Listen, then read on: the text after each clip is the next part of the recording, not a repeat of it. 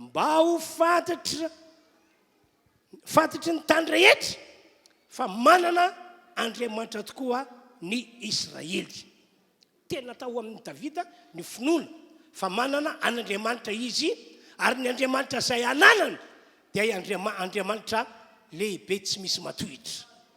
7:7 ary fantatrao fiangonana rehetra izao fa tsy sabatra sy lefina aloha amin'izay Jehova, fa ny Jehova niady ary hanolotra anareo hoe ho atanana izy. Misy karazana pino, karazan'olon'Andriamanitra, ohatra ny nanadino, ohatra amin'ny hoe manadino izy, fa Andriamanitra ngiaka momba azy miaraka aminy ary mampandresy azy.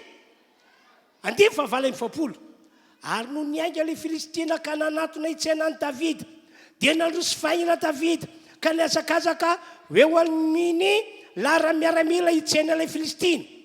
Ary natsofoka Davida tao okitapony tanany ka naka vato tao izy ka dia nalefany tamin'ny atsamotady ka navo ilay Filistina tamin'ny andriny, ary niletika tamin'ny andriny ny vato dia potraka ny akohoka tamin'ny tany izy. Toy izany no nandresen'i Davida ilay Filistina tamin'ny vato ny atsamotady, fa namely ilay Filistina izy ka nafaty azy, ary tsy nisy sabatra teny an-tanan'i Davida. Dia niazakazaka Davida ka nitsangana teo anilan'ilay Filistina, dia nalainy ny sabatra le io ka nitsoahany tamin'ny tranony, dia namonony azy sy nanapahany ny lohany. Korintianina voalohany 5:12 andiny fa 7:20. Korintianina voalohany 5:12 andiny fa 7:20. Fa isaorany Andriamanitra zay manome antsika dia isika fiangonana RHEFI Androndrakely, zay manome antsika ny fandresena amin'ny alalan'i Jesosy Kristy tompontsika. Ndao hiteka mafy, ndao hiteka mirefitreritra ao an'Andriamanitra isika. Halleluja. Mino fa tsaronareo tsara, tsy ho adininareo mihitsy fa ny ray tamin'ireo teny navotsitray ho anareo fiangonana tamin'ny herinandroany dia ity: natao andresy ny olon'Andriamanitra rehetra, natao andresy ianareo manaritra zao fotoam-pivavahana izao, natao andresy ny sambatany olona amintsika.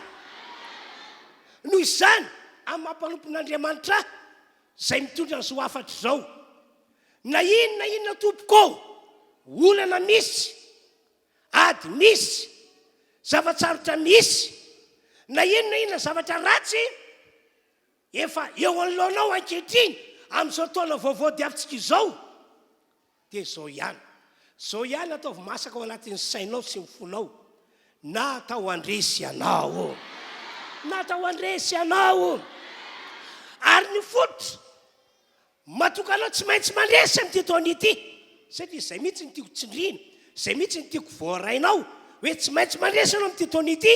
Dia ity le fototra dia hita fandresena avy ianao amin'ity taona diavintsika ity, manapa-hevitra ny ino a Jesosy, manapa-hevitra andray an Jesosy.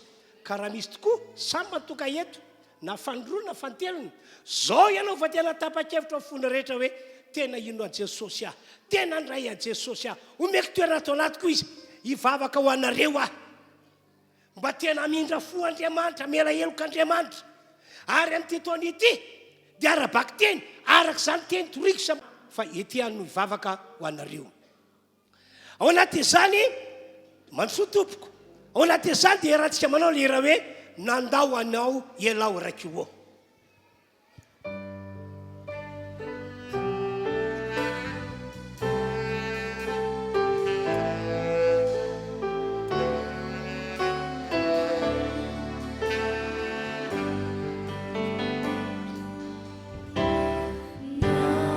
Dawana wela raiky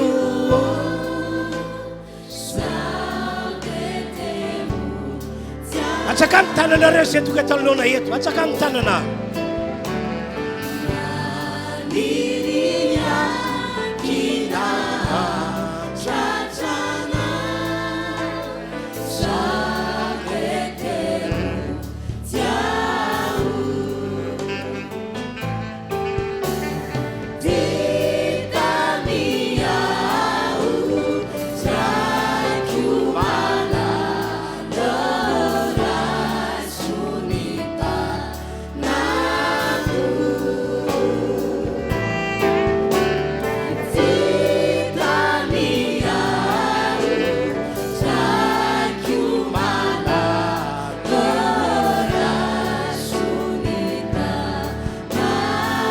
dia mbola ataontsika ny ino fantasiko ny sandronao.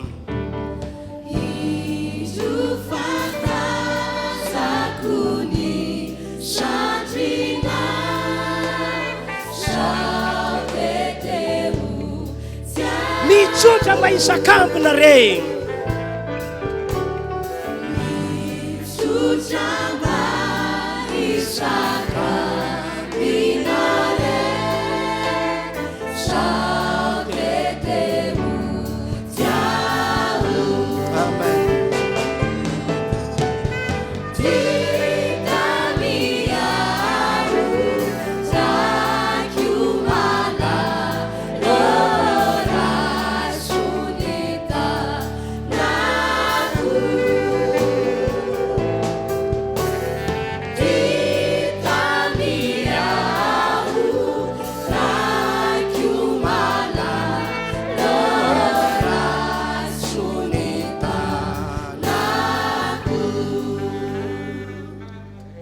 Vavaka ho anareo aho amin'izao ora izao. Izao ny teniko aminareo. Fifaliana lehibe any an-danitra ny mahita anareo manapa-kevitra ny ino an Jesosy sy ny andray azy. Voasoratra ao anaty baiboly ity, Jesosy mihitsy no hoy izy hoe misy fifaliana lehibe any an-danitra eo anatrehan'ny anjelin'Andriamanitra ny amin'ny olona iray izay mibebaka, ny amin'ny olona iray izay tapa-kevitra hiverina amin'Andriamanitra. Ka faly Andriamanitra androany mahita anareo tapa-kevitra ho an'Andriamanitra tahaka izao. Dia ny teniko dia hoe maretatra amin'ny farany. Maretatra amin'ny farany. Ary raha sanatria aza ka misy zavatra fahafa mitranga aorianan'izao fanapa-kevitra reo izao, ataoko hoe asana devoly, dia aza miemotra mihitsy, aza verin-dalana mihitsy. Fa tohizo ny dianareo fa hafa ihany ny fiainan'ny olona manompo an'Andriamanitra. Hafa ihany ny fiainan'ny olona mitoetra ho an'Andriamanitra hatramin'ny farany. Ivavako anareo aho ka dia apetrao eo amin'ny fonareo ny tanana. Tompoandriamanitra, manonona ny famindraponao aho ho an'ireto olona ireto izay nanapa-kevitra fa nolotena ho anao, hanolotra ny fiainany ho anao. Raiso izy Andriamanitra, raiso izy avy aloha ny eloka vitany, avy aloha ny fatsony rehetra noho ny amin'ny ranao Jesosy eo izay efa nalatsaka teo ambony hazo fijaliana. Ary manomboka androany dia marino ny teny izay efa nambarako tamin'ny fiangonana rehetra teo fa andray tanana andretondreto ianao ka hamoaka azo mpandresy manoloana ny olana, manoloana ny ady, manoloana zavatra sarotra, na ihany koa manoloana ny fanafihana ratsy efa ataon'ny devoly. Mandry ty taona 324 ity, ahita fandresena mihezinezina ny reto olona reto. Misaotra Andriamanitra, afafako ny rano Jesosy, fiarovana ny reto olona reto, tsy misy miembotra reto na dia anankiray azy, fanompan'Andriamanitra hatramin'ny farany. Misaotra Tompo, amen. Dia tongava foana ianareo mamontsy fotoam-pivavahana ho atao eto. Dia rehefa mirava ny fotoana dia misy olona mitsitokotoko any ivelany reny, dia manatona andreny anareo. Reny zany le fivorian'ny par groupe atao am-piangonana, fa hasoanareo fiaranareo amin'ny namana izay efa tato ela. Dia mirarosoa mankatoerana tompoko.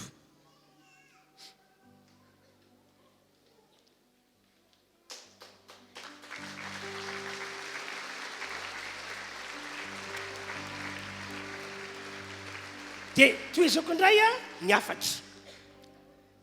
Zao ny teniko taminareo teo, izay tiako amafisina, mba tena voarainareo tsara mihitsy zavatra tian'Andriamanitra hitondrana anareo amin'ny taona 324 ity. Ena dia nareo any tokantrano azy dia ino tsara ty teny ity. Fa amafisiko le izy.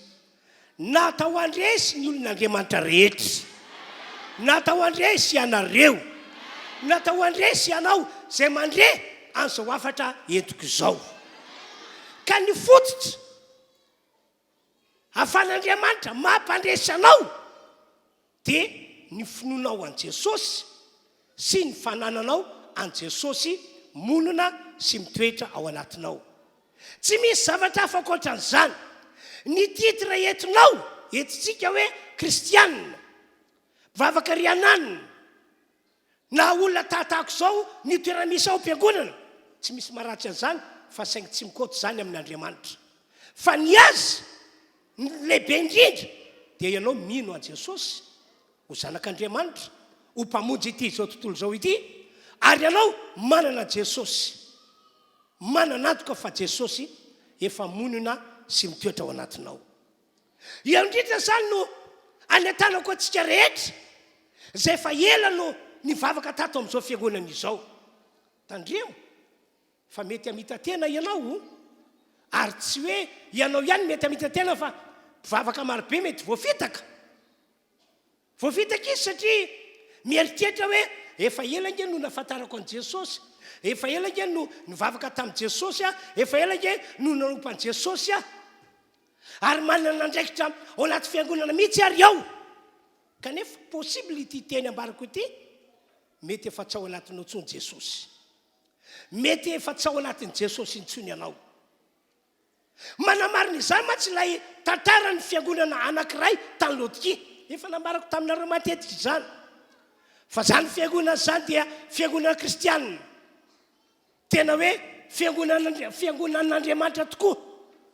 Fa saingy izao ny zava-nisy, ny Baiboly hoe efa nalohan'ny vavan'i Jesosy izy, efa tsy ao amin'i Jesosy intsony zareo, Jesosy tsy ao amin'ny zareo intsony, satria ny hitan'i Jesosy teo amin'ny fiainana dia olona mangatsika amin'ny famponan'Andriamanitra, olona matimaty amin'ny famponan'Andriamanitra, ary amin'Andriamanitra tsy mankasitraka olona tak'izany izy, fa ny tiany dia olona mafana fo an'Andriamanitra, olona mirehitra ho an'Andriamanitra.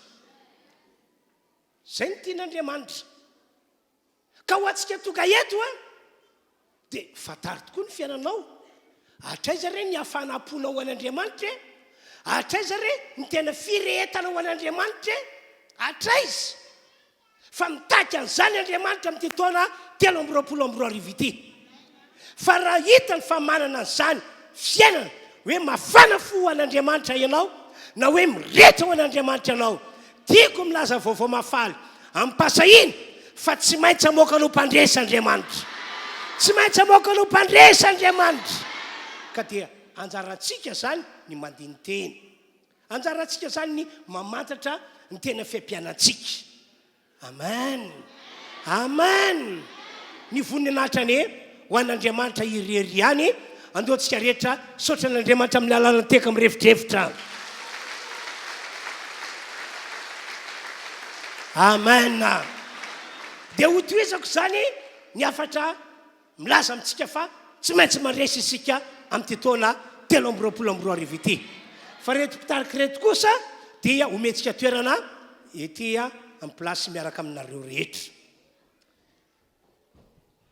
Zao zany zavatra tiako ambara sy amafisina aminareo.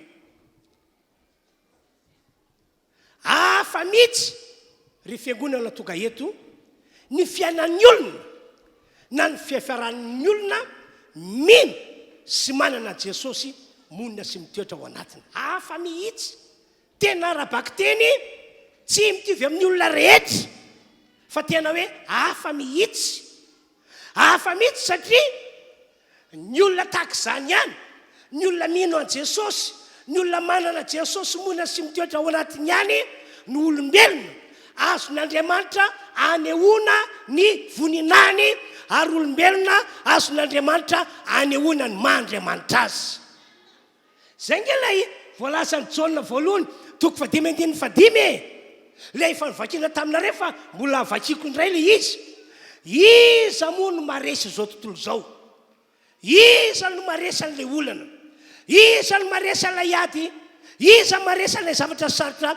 Iza no maresy manoloana ny ataky ataony devoly? Dia hoy ny Baiboly manao hoe tsy misy afa-tsy izay mino fa Jesosy no zanak'Andriamanitra. Jesosy ny tena fototra mahatonga antsika zanak'olombelona hivoaka mpandresy amin'izao taona 2024 izay adiavintsika izao. Ry havana, zao ny tian'Andriamanitra ambara amintsika rehetra. tsy maintsy mandresy ianao, tsy maintsy mandresy ianao, ary ny hoe ady sahala tsy misy fa tsy maintsy mandresy ianao. Amen, amen, amen. Dia ity anefa misy fanetanana anankiray zay anetanako antsika fiangonana. Tandremo, aza mijery ny olana misy ianao, aza mijery ny ady magotrakotraka ianao, aza mijery andro zavatra sarotra zay hitanao eo alohanao ianao, aza mijery andro zavatra ratsy entiny devoly manafika anao ianao, aza mijery an'izany mihitsy ianao, satria ny fijerenao an'izany dia mamono mafaty ny finoana zay efa napetraka ao anatinao. Ny dikany raha fitiana angamba dia hoe aza mijery ny adversaire-nao mihitsy ianao, fa raha hijery ianao amin'ny mampino atsika, amin'ny maha-olon'Andriamanitra atsika, amin'ny mahazanak'Andriamanitra atsika, dia aoka hijery an'Andriamanitra mifoana ianao. Amen. Eto aso dia matsiaro ny tantarandreo zanak'Israely zay niala tany Egypta ka notarihana ho any amin'ilay tany tondra-droa sy tantely, ilay tany antsontsika hoe tany Kanana. Tantaran'ny Baiboly raha ny fomba fiteny dia hoe ny ray mandingana sisa dia ho tafiditra ao amin'ilay tany tondra-droa sy tantely zanak'Israely. Dia inona zavatra nitranga? Nisy mpisafitany tamin'izany fotoana izany ny rana mba amantapatatra ny mombamomba n'ilay tany tondra-droa sy tantely, amantapatatra ny mombamomba ny olona ao amin'ilay tanàna. Dia nisy folahy tamin'ireo ny rana mba hisafitany ireo no nanondrana, zay ka manio lazana azy, nanondrana satria inona ny zavatra nitranga tao fiainana? Nijery an'ilay adversaire ny zareo, nijery ny olona tao amin'ilay tany Kanana ry zareo, hoe ohatray tena vaventy be kay ny ololato, vaventy sady lava be, ary izahay teo masony dia toy ny valala, toy ny tsingetana, ary araka ny renseignement azonay dia mahaleo monina io tanàna io. Zany hoe ny dika teny any amin'ny Baiboly, dika teny tateoriana, dika teny fototra ihany izy io, dia hoe mihinan'olona ny olona ao amin'ny tanàna io. Dia zay no jereny, zay no navelany ny saintsaininy ny saina, vokany maty ny fonona tao aminy, tena maty tanteraka. Adinony fa efa nilobava tamin'izy ireo nge Andriamanitra hoe zao Jehovah Andriamanitra reo no hitondra anareo, hitantana anareo ary hampandova anareo an'io tany tondra-droa sy tantely io. Adino le teny ataon'Andriamanitra hoe zao nge tsy mandao anareo na mafoy anareo, fa mitantana anareo ary mitrotro anareo tahaka ny ray aman-dreny mitrotro ny zanany. Adino daholo zany rehetra zany, satria nijery andreo adversaire izy dia lasa maty ny finoana. Fa nisy roa lahy kosa tao Josoa Kaleba no anarany. Izy roa lahy reo kosa tsy mba izy tahaka izany ny fiainana, fa ny azy ny fantany tsy ireo efa valiny no jereny, fa Andriamanitra no jereny. Ary zany no antony natonga azy roa lahy nanohy fahafantarana teo anatrehan'ny vahoaka rehetra, teo anatrehan'ny fiangonana rehetra. Asa mivadika amin'Andriamanitra ianareo tompoko, asa miala amin'Andriamanitra ianareo, andaontsika hiditra ao amin'ny tanàna io. Raha sitrika Jehovah dia omen'Andriamanitra antsika io tanàna io. Asa matahotra ny tompon-tany ianareo, hoy izy roa lahy. Efa niesorin'Andriamanitra niala tamin'ireo tompon-tany ireo, ny hery fiarovana, andaontsika hiditra. Zany zany nanataony izy roa lahy. Ka tantarako aminareo zany tantara zany mba ho tahaka izany mihitsy fiainantsika amin'izao taona dia avintsika izao. Aza mijery ny adversaire anao mihitsy anao, fa raha hijery anao ny Andriamanitra zay vavahanao naoka ho jerenao. Amen. satria raha nambarako taminareo ange hoe ho mpandresy sika amin'ity taona ity tsy ny herinao ange no amoakanao ho mpandresy e tsy ny herinao mihitsy fa lay Andriamanitra tsy to no hiasa eo aminao no Jesosy efa ninonao no Jesosy efa monina sy mitoetra ao anatinao ary zany no antony natoka amin'ny Paoly apôstôly ny teny Korintiana voalohany toko 10:10 andiny 7:7 hoy izy manao hoe isaorana ane Andriamanitra zay manome fandresena antsika amin'ny alalan'i Jesosy Kristy tompontsika. Amen. Andriamanitra no manome fandresena ka ilaina zantsika mijery an'Andriamanitra mandrakariva. Amen. Andonge ho jerentsika vetivety ny tantarany zanak'Israely zay ny fanandrina tamin'ny Filistina zay tariny Goliata. Tantarany Baiboly fatsakana Goliata mpitarika amin'ny Filistina mba hiady tamin'ny Saoly mpitarika ny zanak'Israely. Dia ny nampalahelo be tamin'izany moa dia tahaka an'ireny olona tsy manana an'Andriamanitra ivavahany ireny Saoly sy ny miaramila ny Israely rehetra. Satria lay adversaire no jereny inona no hitany tamin'ilay adversaire ny hitany Goliata be, olona vaventy be, olona lava be, olona manana fitaovam-piadiana ary fomba, lefina, lefim-poy, sabatra, olona manana fiarovan-tena ary fomba hatrany atampin-tokantrano Alahady. Zay ny jereny, le adversaire no jereny. Tsy magaga tompoko raha maty ny finoana tao aminy dia rehefa maty ny finoana dia ho ny Baiboly manao hoe raiky tahotra sy ny vadi-po Saoly sy ny miaramila ny Israely rehetra. Soratana zany tantara zany mba ilazana amintsika mitandrema aoka tsy olona tahaka izany mihitsy anao amin'izao taonjato fa 120 taona 2007 zay diavintsika izao. Tao anatin'izany kosa nefa nisy lehilahy anankiray Davida no anarany. Ny ranoray aman-dreny nisy mba amatatra sy amotipototra ny fiampianan'ireo rahalahy satria anisan'ny miaramila ny Saoly tamin'izany fotoana izany ireo zokiny. Dia tao anatin'izay Davida no nahita Goliata mandrandraony, treritreriny, miseho tena hoe izy ny rôlina. Dia tao anatin'izany no nahitany any Saoly mpitarika sy ny miaramila ny rehetra. Voalaza amin'ny Baiboly hoe raiky tahotra sady ny vadi-po. Ary tena tsy nasa hifanandrina ny Goliata mihitsy tonga dia efa resy ny sainy. Raha nahita zany Davida dia nalahelo hoe inona ary ataon'ny Saoly sy reto miaramila reto tahaka ny olona tsy manana an Jehovah ho Andriamanitra ivavahana. Inona ary ataon'ny reto ny reto. Zay natoka Davida tapa-kevitra hoe avy alao hiady amin'ilay io, avy alao hiady amin'ilay io. Ary jereo tsara nge ny fomba fitenin'ny Davida eno tsara ny fomba fiteniny. Zinona moa io Filistina tsy mifora io no hiaika miaramila an'Andriamanitra velony. Na dia lava be sy vaventy be ary io lehilahy io, na dia ary fomba ary ny fitaovam-piadiany eny aminy, tsisy tokony atahorana an'io mihitsy.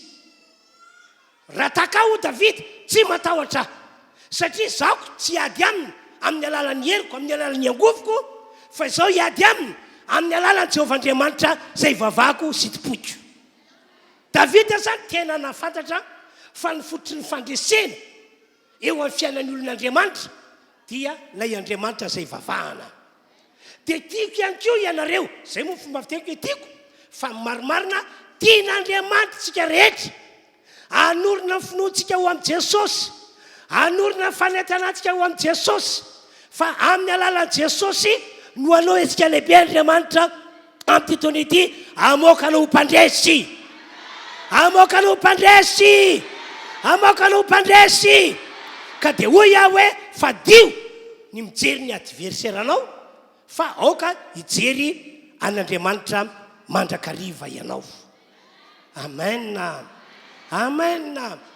Noho izany amin'ity andro androany ity amin'ny mampanompon'Andriamanitra dia hamotsitra teny iray ho anareo aho ankoatran'ilay teny efa navotsotro, ankoatran'ilay tsodrano nambarako tamin'ny heriny. Zao zany ilay teny avotsotro ho anareo androany. andresy foana ne ianareo amin'ny taona 3 ity. Andresy tahaka an-Davida ne ianareo amin'ny taona 3 ity. Amen. Satria ny fiavarany tantara tokoa nge dia nandresy Davida e, tena nandresy. Maty Goliata be, maro tamin'ireo miaramila ny Filistina no maty tena ampanositrana, ary arabaky teny tsy sa ny fanandrana tamin'ny zanak'Israely intsony reto Filistiny reto. Satria nahoana? Andriamanitra no niady ho an'ny zanak'Israely tamin'ny alalan'ny Davida. Amen. Fa akoatran'izany rehetra izany ihany koa dia ity, amaolon'ny Andriamanitra anao, ary satria efa anatinao Jesosy, satria efa anatsika Jesosy, dia hoy aho hoe aoreno amin'ny tenin'Andriamanitra voalaza ato anatin'ity Baiboly ity ny fiainanao ray manontolo. Amen. Zava-dehibe ny finoanao an Jesosy, zava-dehibe ny fanananao an Jesosy, fototra anankiray ahafahan'Andriamanitra mamoaka anao mpandresy izany. Fa fanampin'izay dia aoreno amin'ny tenin'Andriamanitra voalaza ato anatin'ity Baiboly ity ny fiainanao mandritsy ty taona 3 ity.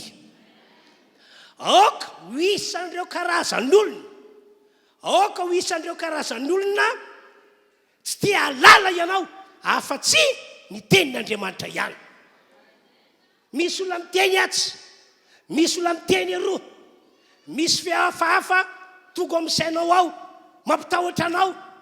Zao ianao vao hitan'ny havanao, zao ianao vao midibingo, zao ianao fa diran-doza. Za miaino an'izany mihitsy ianao, fa ianao tsy tia lala afa-tsy izay voasoratra ato anatyity Baiboly ity ihany. Amen, amen, amen. Atao vohatra akaiky sady ohatra tsara be ho antsika ny tantaran'i Jesosy. Jesosy mantsy rehefa tonga tety ambony tany dia tsy hoe nitafy ny maha-Andriamanitra azy izy, fa nitafy ny ovy sy ra tahaka antsika olombelona, tonga tahaka antsika olombelona. Dia inona mitranga? Nalay-panahy ihany koa Jesosy, notafiny devoly tamin'ny alalan'ny fakapanahy ihany koa Jesosy. Fa inona natao Jesosy mba hatonga azy voaka mpandresy? Nanorina ny fiainana tamin'ny alalan'ny tenin'Andriamanitra, tamin'ny alalan'ny teny soratra masina izy. Andao nge vakintsika ny voasoratra liko toko faefatra manomboka amin'ny andininy voalohany, liko toko faefatra manomboka amin'ny andininy voalohany, ary tsara ny voasoratra. Ary Jesosy feny ny fanahy masina dia niverina avy tany Jordana, ary nety fanatany anefitra 40 andro izy, ka nalainy devoly fanahy. Zay zany fakapana voalohany namelezany devoly azy, ka nalainy devoly fanahy, ary tsy ninakanina kory izy tamin'izany andro zany. Zany hoe 40 andro, 40 alina tsy ninakanina Jesosy. Normal be io voasoratra io hoe, ary efa tapitra zany dia nona izy. Teo indrindra ny devoly no nanao ataky, teo indrindra ny devoly no namandrika an Jesosy. Dia hoy ny devoly tamin'i Jesosy, raha zanak'Andriamanitra ianao, zany hoe ny devoly nafantatra fa zanak'Andriamanitra an Jesosy. Dia hoy ny devoly, teneny io vato io mba ho tonga mofo. Zany hoe tena namandrika mihitsy ny devoly. Azon'i Jesosy atao nge ny manao ny vato io lasa mofo e, satria Jesosy mpanafahagagana, mahay zavatra sakatra saina ananany zanak'olombelona. Fa izao afaka mahavita an'izany aho Jesosy, fa tsy hoe noho ny teny devoly dia anao za tsy mandray baika avy amin'ny devoly, za tsy mandray teny avy amin'ny devoly. Dia zao ny teny Jesosy, nampiasa teny soratra masina izy. Deutéronomie 7 no teny soratra masina nampiasainy tamin'izany. Fa Jesosy namaly ny devoly ka nanao hoe, voasoratra hoe tsy mofy ihany no iveloman'ny olona. Dia any boky Mateo dia misy toy ny teny io, fa ny teny rehetra izay aloky ny vavan'Andriamanitra. Nampiasa teny Jesosy. Zay mahatonga amin'ny teny amintsika hoe aoreno amin'ireo teny voasoratra ato anaty baiboly ity ny fiainanao amin'ty taona 324 ity mba afan'Andriamanitra mamaoka anao ho mparesy tokoa. Faharoa, fakapana faharoa. Ary ny devoly, andiny fadimy ary ny devoly nitondra azy niakatra. Zany hoe naka toerana ambo dia ambo, ambony dia ambony. Dia naneo an Jesosy ny raim-pimaso ny fanjakana rehetra amin'izao tontolo izao. Dia toizana ihany. Dia ty le fakapana faharoa. Dia hoy ny devoly tamin'i Jesosy. Jesosy, omeko anao izao tontolo izao. Omeko anao izao fanapahana rehetra izao. Mba ny voninany. Fa efa natolotra azy zany. Ka zay tiako no meko azy. Ampiakaro any. Ko raha iakoky eto anatrehiko ianao. Dia ho anao avokoa izany rehetrarehetra izany. Teo zany devoly tena nampiseho fakapana lehibe. Hoe zao tontolo izao, zao fanapahana rehetra izao, zany manapaka. Satria efa nomena azy zany. Ka zay tiako nomena azy no meko azy ka raha miakoky eto anatrehiko anao dia omeko anao zao fanapahana rehetra izao. Tanao zany fakapana lehibe nentin'ny devoly tamin'i Jesosy. Fa zao no voasoratra. Zao zany nasehon'i Jesosy. Naorony tao amin'ny tenin'Andriamanitra teny soratra masina foana ny fiainana. Fa Jesosy namalaka nanao taminy hoe, andiny fahavalo voasoratra hoe, Jehovah Andriamanitra no iakofanao ary izy irery ihany no tomponao. Lay teny amin'ny Deutéronomie 9:10 sy lay teny amin'ny Deutéronomie 10:20 no nentin'i Jesosy nanorona ny fiainany entiny mandresy ny devoly sy fakapana nentin'ny devoly. Jehovah Andriamanitrao irery ihany, izy irery ihany no tomponao. Dia ampiakaro. Dia tsy nahifana inona inona devoly. Tonga indray fakapana manaraka. Andiny fasivy. Ary nitondra an Jesosy nakany Jerusalema izy. Nakany amin'ny tapony nakany Jerusalema dia nampitoetra azy teo tapony tempolo, teo amin'ilay tena avo indrindra. Dia zao no teny devoly. Tena ampiasa teny soratra masina ihany ao.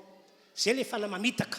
Ary mila mitandra fa ny fanamamitaka, ny fanampamitaka, ny fanamandainga dia afaka mampiasa teny ao anatin'ny baiboly ihany koa izy amin'ny tananao, amin'ny tanantsika pino. Mila mitandra antsika fa zany moa mbola fampianarana lavabe ka tsy resaka any amin'izany tsika. Dia hoy ny devoly, raha zanak'Andriamanitra ianao, mivariana any ambany any. Fa zao ny voasoratra. Izay izy andidiny anjeliny aminao mba hiaro anao. Ary eny an-tanany no tondrandreo anao fandraho tafitona amin'ny vato tongotrao. Le Salamy 1:20, andiny 1:20, andiny 2:20 no nentin'ny devoly namely an Jesosy. Hoe ianao mitsambikiana, mivariana any ambany any. Efa voasoratra nge fa Andriamanitra hiaro anao hoe, aniraka anjely hiaro anao hoe. Tanao zany famitana be zany. Tena hoe famitana tena mivantana mihitsy. Fa Jesosy tsy azony satria nanorona ny fiainany tamin'ny teny soratra masina izy. Dia zao no navalin'i Jesosy. Le Deutéronomie 9:20 no nampiasainy. Aza maka fanahy an Jehovah Andriamanitrao ianao. Aza maka fanahy an Jehovah Andriamanitrao ianao. Ela ny ela resin'ny devoly dia nandao an Jesosy. Ary Jesosy kosa nivoaka mpandresy. Zay mihitsy zany ny fiainana tian'Andriamanitra ho fiainantsika amin'ity taona 324 ity. Amen. Averiko indray raha tianao nivoaka ho mpandresy arabaky teny. Voalohany aloha mila mino an Jesosy anao ary mila manana an Jesosy monina sy mitoetra ao anatinao. Faharoa dia aoreno amin'ny tenin'Andriamanitra voasoratra ato anaty baiboly ity ny momba anao rehetra. Aoka ho isan'ireo karazan'olona tsy tia lalana inona inona afa-tsy ny tenin'Andriamanitra ianao. Itenin'ny olona tsy ahoanao zany tsy tia lala fa tsy ny teny voasoratra ato anaty baiboly ity foanao. Fa raha ohatr'izay ny fiainantsika, ry havanao azo antoka fa amoaka antsika ho mpandresa Andriamanitra amin'ity taona diavintsika ity. Amoaka antsika ho mpandresa Andriamanitra ho tanteraka amin'izay manao amen mafy be zany. Andao militeka mafy dia mafy isika.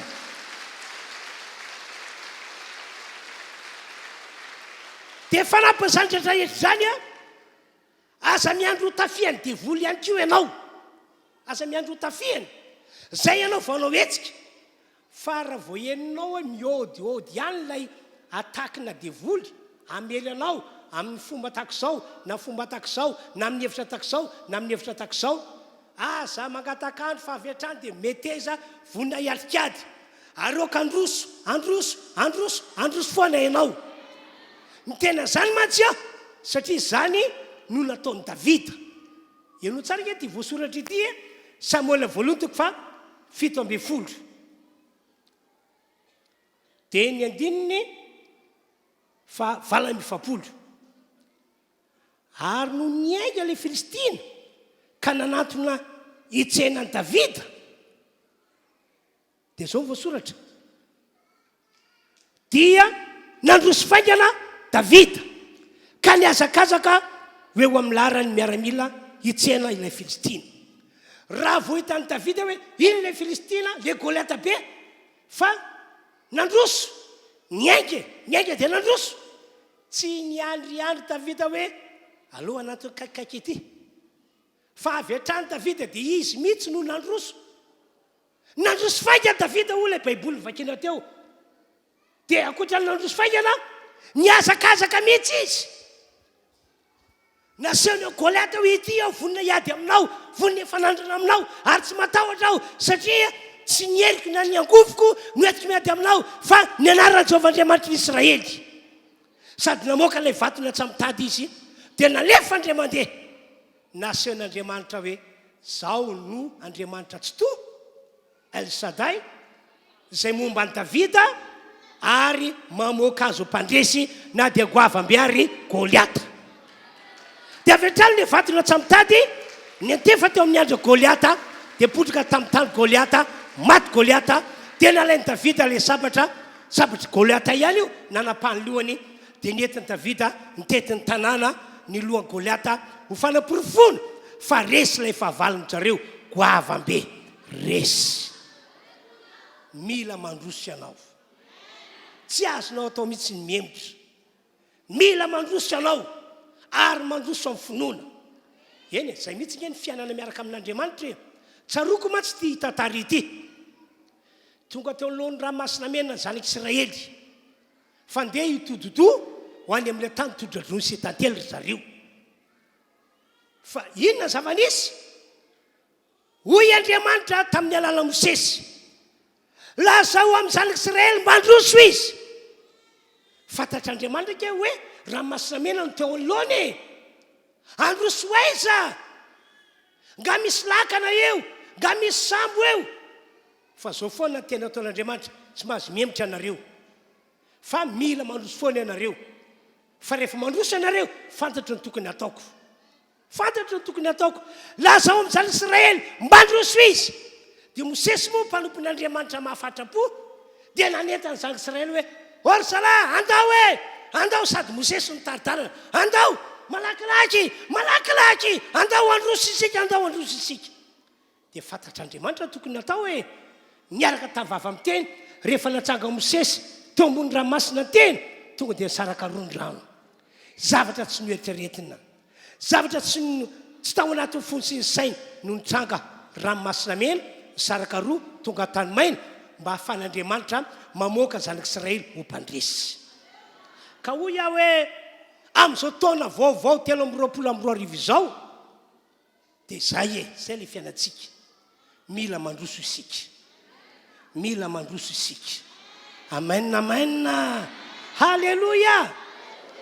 Ary afatra farany apetrako amintsika rehetra dia izao. Afatra farany ity. Voalaza ao amin'ny boky ny Marka toko 4 andifa 5:30 ka hatramin'ny 9:1.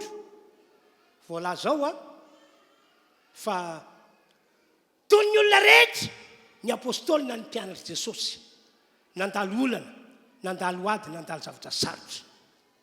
nandalo zavatra tsy nampozina mihitsy ry zareo satria raha niala teo amin'ny toerana rainy zany reto apôstôly nandeha lakana rehefa tonga tena voan'ny teny a dia nitsoka mafy ny rivotra dia nanonja mafy ny ranomasina dia nanao zay ho afany any reto mpianatra tamin'izany fa ela ny ela nanao salut double mihitsy a ny mpianatra tsy tafetantsika antsony ity maty isika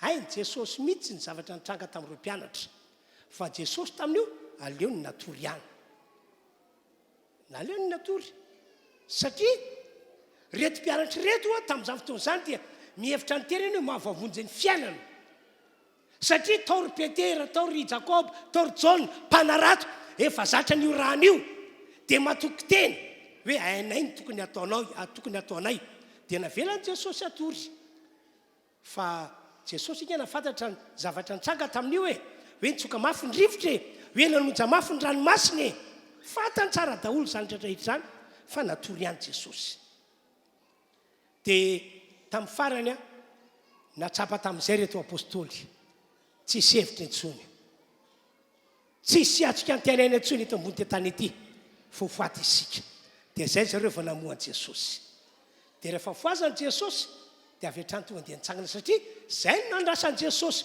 hoe ianao miankina aminy ianao mihetehitra aminy fa tsy mihetehitra amin'ny herinao tsy mihetehitra amin'ny angovinao tsy mihetehitra amin'ny fahaizanao ka rehefa ntsangana Jesosy dia inona ho ianao no nataon'i Jesosy no teneny Jesosy mafy ny rivotra sy ny ranomasina ho Jesosy mangina mitsara teneo ihany tonga dia tsatra ny tafiotra ary toy ny tsara ny andro zay ny voalaza ato amin'ny marika 2:7 ary ny fo Jesosy dia niteny mafy ny rivotra sady nilaza tamin'ny ranomasina hoe mangina mitsara dia nitsatra ny rivotra ka toy ny tsara ny andro ny tian'Andriamanitra marina zany amintsika fiangonana amin'izao tsika manitsaka ny taona vaovao 2024 izao aza mba miankina amin'ny herin'ny tenanao ianao na miankina amin'ny angovinao na miankina amin'ny fahaizana mampahalalanao na miankina atsy na miankina roa fa ny mety indrindra amin'ny maha-olon'Andriamanitra anao dia oka hiankina amin'Andriamanitra foana ianao amen zay no antony natonga ny teny hoe zay rehetra mino a Jesosy sy zay manana Jesosy ao anatiny zay manorina ny fiainana amin'ny tenin'Andriamanitra voalaza anaty ity baiboly ity ary zay vonin-kandroso hiatrika an'ilay ady hatrehany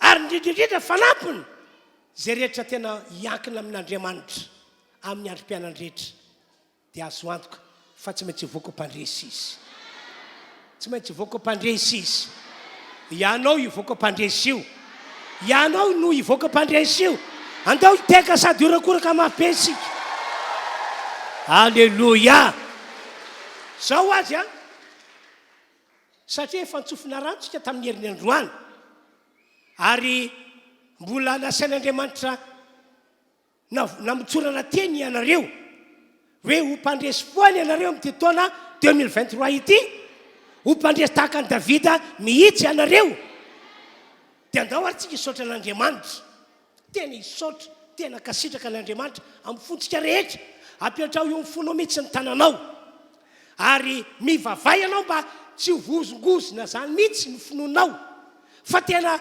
hosira ny tenanao ianao fa na inona ady na inona olana na inona zavatra sarotra na inona zavatra ratsy entiny devoly miataka atsika dia zao foana ny atsika tsy maintsy mandresy isika ndao ary a hivavaka apetrao amin'ny fonao tananao halleloia misaotranao Andriamanitra izahay fa afaka nandreny teninao zay nambara teo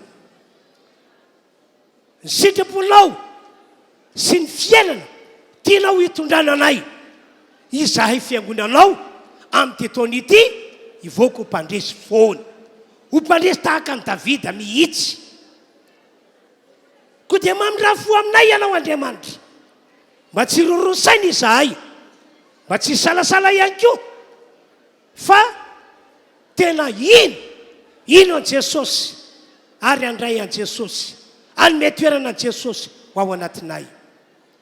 Ary anorina ny fiainanay zahay amin'ny alalan'ireo teny voasolotra ao anatin'ny baiboly. Halleloia, halleloia. Ary androso zahay manoloana ny fisinana fahavalo.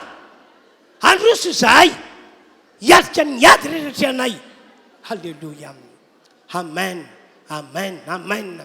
Ary hiankina amin'Andriamanitra andro amanalina izahay fa tsy ho sanatry tahaka ireo apôstôly na tahaka ireo mpianatra niankina tamin'ny herin'ny tenany, niankina tamin'ny angovony, niankina tamin'ny fahaizana amin'ny mampalalana nananana.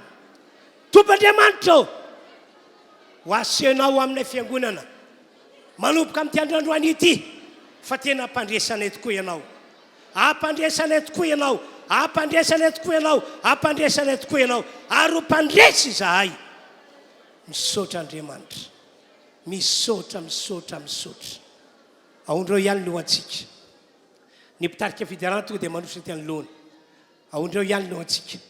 Dia akopimo masonao. Andriamanitra, tia an'izao fiangonana izao ianao. Tena tia ny olona rehetra tonga eto anao. Ka dia tsy ala aminay mihitsy ny famindraponao na amin'ny andro na amin'ny alina. Ho avanao zahay amin'ny taona 2024 ity. Ho avanao zahay noho ny amin'ny Jesosy. Ho avanao zay rehetra manorina fiainany amin'ny teninao. Ho avanao zay olona vonona hiadikady, izany hoe manana finoana fa tsy maintsy mandresy izy. Ary ho avanao ireo zay matoky anao, ireo zay mietehitra aminao fa tsy sanatry hietehitra amin'ny fahaizana, na hietehitra amin'ny angovony, na hietehitra amin'ny fahalalany. Sambatra ty fiangonana ity, sambatra izay rehetra. Souvenir tsara ny fiainanay amin'izao taona 2024 izao. Ka dia misaotra Tompo, misaotra Tompo, misaotra Tompo, misaotra. Halleloia, amen. Satria mino isika fandresy tsara ka mandray hiteka faran'izay mafy isika. Ary raha orakoraka mihitsy tompoko, Jesosy, Jesosy, tia anay, momba anay, mandrakizay, sady zany ve. Halleloia, amen. Andaotsika anao hira entina maneho fa tena mpandresy isika e. Amen. Inoko fa faly ianareo androany. Dia ahoana hoy ny apôstôly Jakob, misy faly tokoa va aminareo? Dia hoy ianareo, eny, faly izay.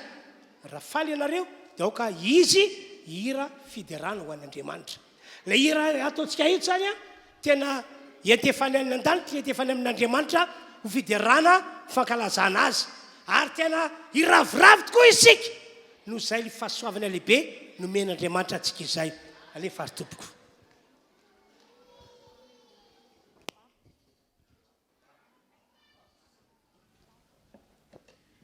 Halleluia! Mpandresitsika, sasy zany ve andao mbola iorakoraka ho an'i Jesosy tsika, ho fankalazantsika sy fahametantsika voninahitra azy dia andaontsika hitsangana hiderana azy. Dia tena midera ianao amin'ny fonao rehetra, porofo sa tena mpandresy ianao, sasy zany ve? Eo ary andaontsika hidera.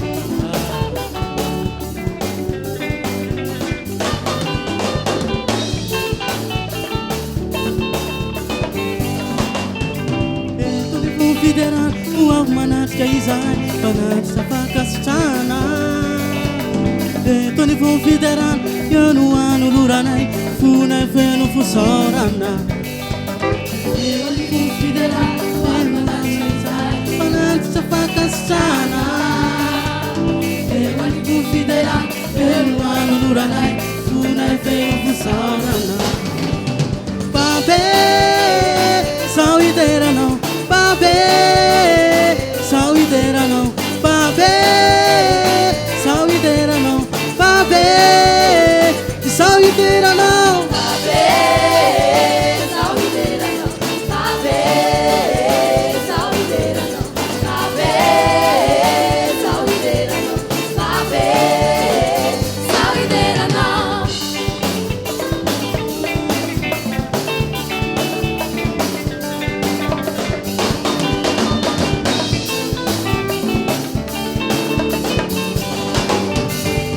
misy mifafana gnano andehananay anamisa misy fanapane eo anivou fiderane eo ndrindrantine misy ere misy fahefana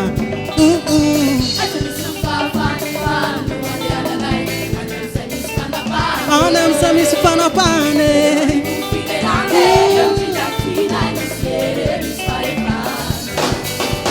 babe sawiderano babe sawiderano babe sawiderano babe sawiderano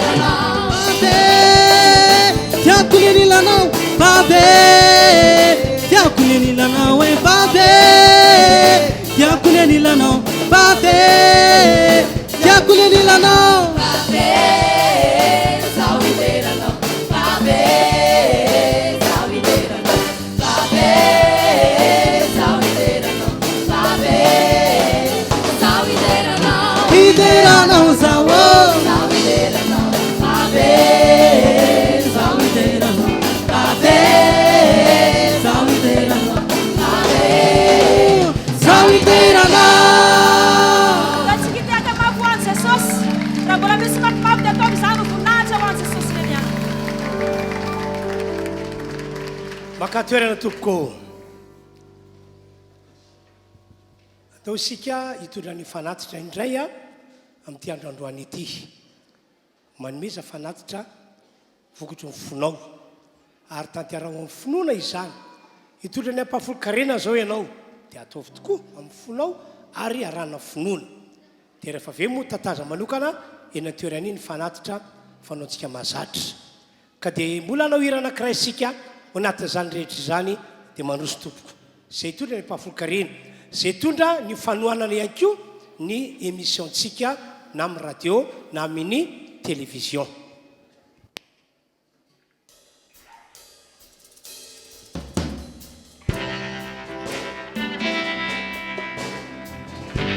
afaka mandroso avetratsika tompoko malatra ampahafolo-karena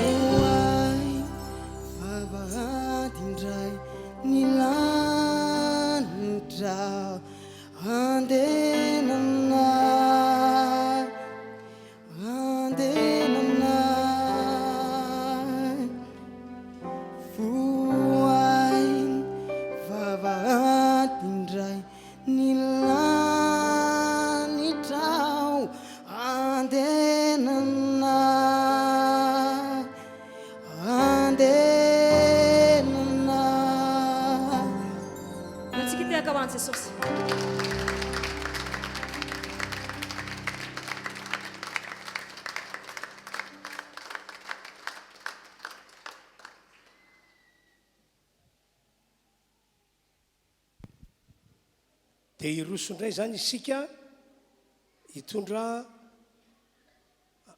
ny zanakitsika atolotra ho an'ny tompo mba hotsofina rano manokana. Efa namarako taminareo matetika moa zany izy ity fa zava-dehibe amin'Andriamanitra ny mahita zanakitsika atolotra ho an'ny tompo ary tsofina rano. Tandremo mba tsy ho amavaninao mihitsy zany fa malahelo Andriamanitra. Mikasy any amin'i Jesosy ohatra raha ny voalaza ao amin'ny bokin'ny Luka 2 dia nentin'ireo ray aman-dreniny nakany Jerosalema Jesosy mba atolotra ho an'ny tompo. Ary ilay mpanompon'Andriamanitra anankiray atao hoe Simeona no nandray azy ireo trotro an'i Jesosy, nanolotra azy ho an'Andriamanitra sady nitsodrano ho azy satria izay ny mety atao amin'ny zaza. Nisy fotoana ihany koa voalaza ao amin'ny Marika 10 ao fa nentin'ireo ray aman-dreny anatona Jesosy ny zanany. Dia hoy ny Baiboly hoe dia nandray azy Jesosy ary nitrotro azy ka nametraka ny tanana taminy dia nitsodrano azy. Zany tantara zany dia manambara fa manandanja amin'Andriamanitra ny fanorantsika ny zanakitsika ho an'ny tompo, ny fitsofana rano azy ao an-tranon'Andriamanitra. Dia izay zany no tanterantsika amin'ity andro androany ity. Ka dia andao hivavaka saotra n'Andriamanitra avy hatrany isika. Raha eo tonga ankehitriny fotoana hitondranay andreo zanakay mba hatolotra ho anao Andriamanitra mba ho tsofina rano amin'ny anaran'i Jesosy ho arak'izay teny alohan'ny ny vavanay mpanomponao no hitondranao andreo zaza ireo. Arak'izay teny avotsitray sy nitsodrano ataonay no fiafarandreo zaza ireo. Ho ataonao tokoa zany ry Andriamanitra. Mino zay ka dia mivavaka, mino zay ka dia miteny. Misaotra Tompo, amen. Ho tononona zany anarandreo zaza ireo dia izay voatonona dia makatao ambady ato izy. Antsoniaina fameny valim-bavaka Bertina. Tonga dia atsanareo miakara ty ambony. Fanomezan-tsoa fehizoro mbola ato daholo feno arisoa rovatena Eli mbola ato daholo Antiniana Nanson Némia Heriniana Sitikiniavo Mandamjuru Nomeniavo Finola Eli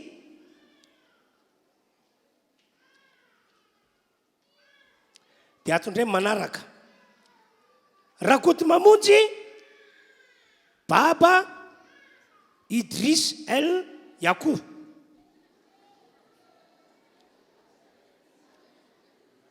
Rakoto Nirina Nomeniavo Isaia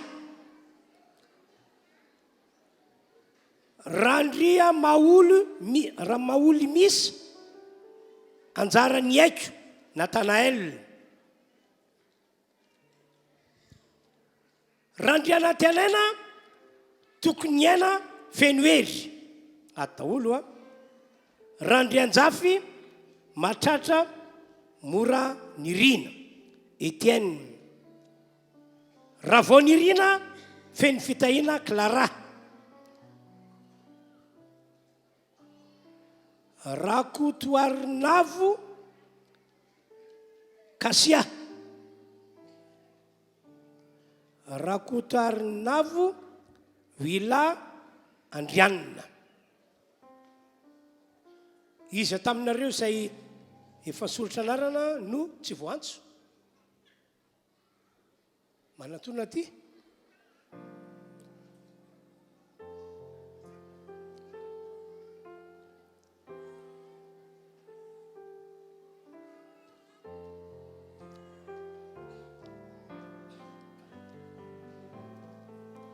izy ny anarany zanakao izy ny anarany zanakao tao mafy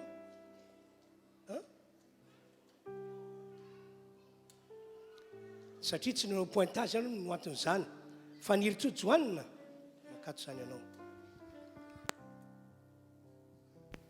dia makatoka andreto mpanompon'Andriamanitra reto isika androso ao ny pasteur Ramoel Sylvestre ny pasteur Rafamatana-Tsoa Tina Bayara ny pasteur Rasoana Arivo Marie Véronika ary farany pasteur Rakotorala Njaka pasteur atsika Aviany Andriba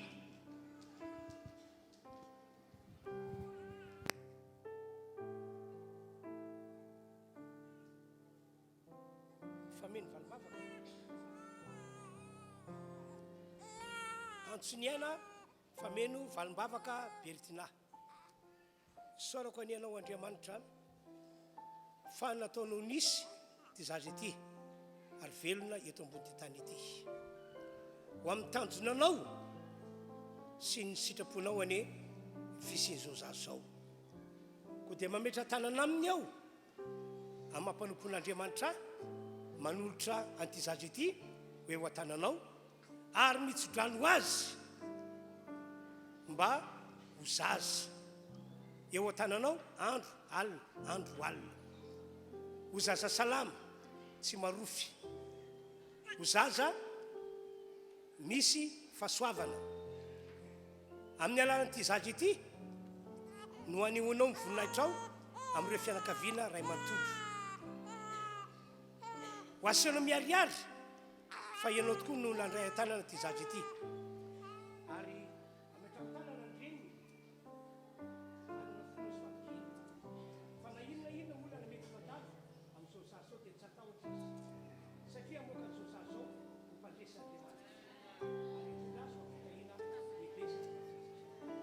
misotra Andriamanitra oarovana amin'ny ratsy zao zazo zao ary andamoka ny tetika fahavalo amelizana azy amen.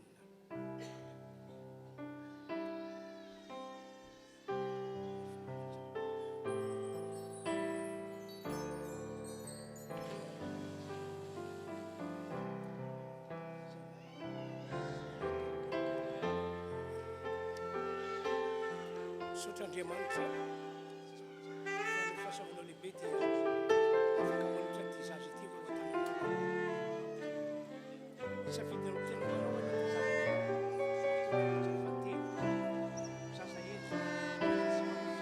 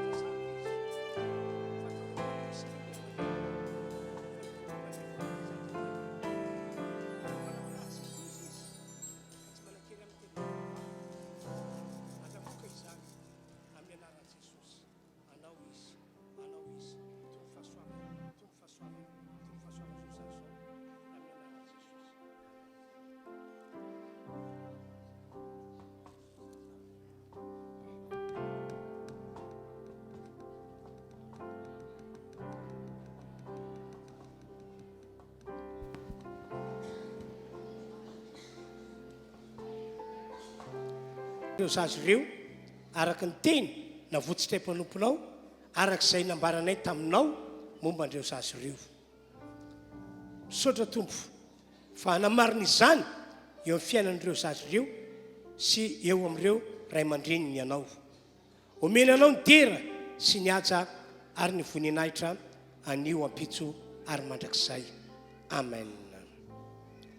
Makatoeranareo dia misaotra ny tompo isika ny amin'ny fahafantsika nitsodranandreo sazy ireo tamin'ity androany ity. Farahantsika ny fotoam-pivavahana izay nitondran'Andriamanitra antsika teto. Ny filazana izay amafisiko dia izao: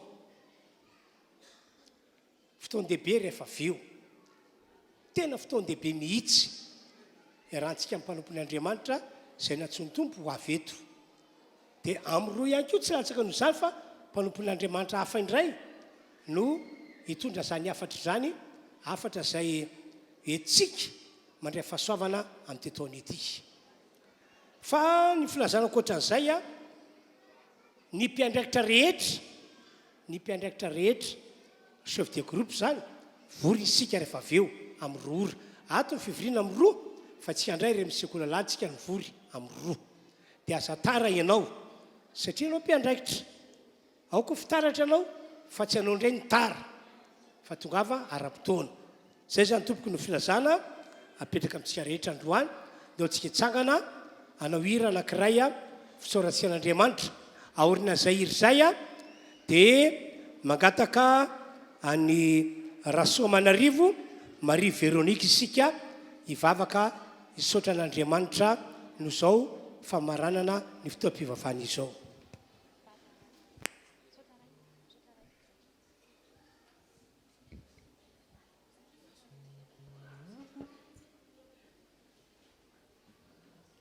Sika mbola nanatra fisaorana an'Andriamanitra ao anatin'ny federana dia tena atovy amin'ny fonao rehetra ny federana ho fisaorana an'Andriamanitra rery ihany. Dao ary toa.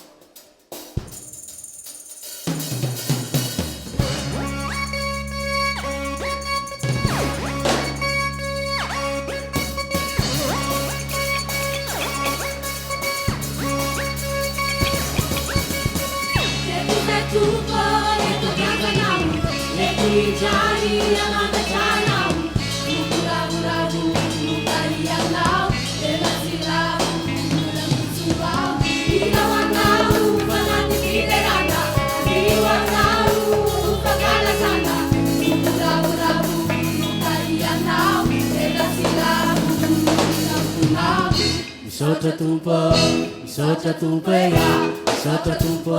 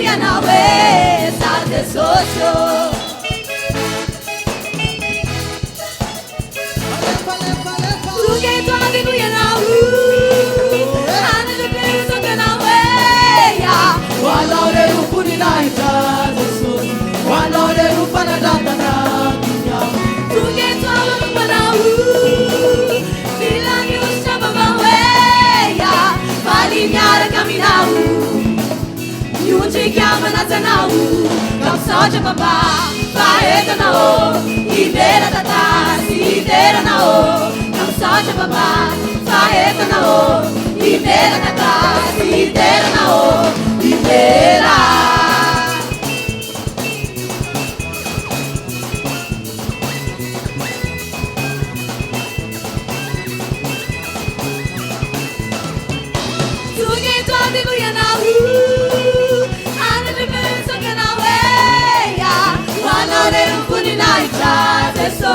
Wanore ufana jata na minya, tugeto wanu panau.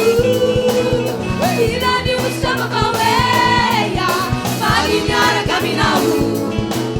Music kama natanau, kamsata baba, faeta misotra babà fahetana ô ivelaka tasy iterana ô misotra babà fahetana ô ivelaka tasy iterana ô misotra babà fahetana ô ivelaka tasy iterana ô ivela ivela ivela ivela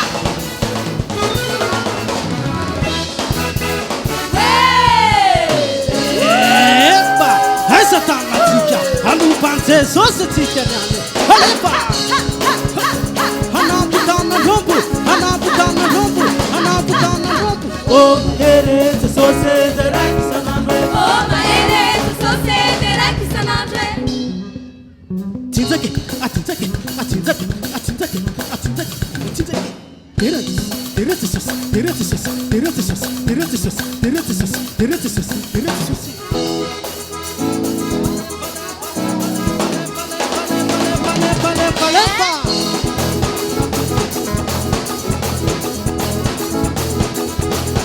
Satu raket velune, hamne sangon fitenge, saki deret sitiena, fitera kono, mantra kisai.